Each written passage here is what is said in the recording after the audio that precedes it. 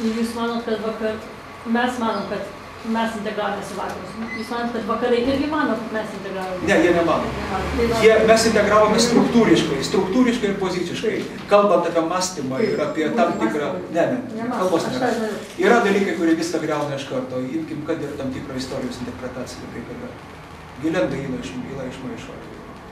Ką čia kalbėti, žinot? Ir kartais mūsiškiai to nesupranta. Ir dabar, kaip aš sakau, birželio mėnesį, jeigu nedaug dievė, šausi galvą kam nors, reiškia, iš tikro labai triukšmingai išvesti LAFO 70-metį, aktyvistų fronto. Tai yra šūvė, profesorė. Jo, tai pamatysite vakarų reakciją. Va, tai bus vakarų reakcija. Ir tai bus žala Lietuvai didžiulė, todėl kad čia nuolaidų nebus. Todėl kad iš tikrųjų istorinis ir politinis vakarų naratyvas pasistengs, kad mes priimtume jį taip pat. O jeigu nepriimsime, mes turėsim savo problemų. Tai čia yra jau antroji pakopa, Paulina, kai jūs sakote, yra mąstymo ir interpretacijos laukas. Čia mes dar nesame, be abejo. Čia kalbos nėra, be abejo.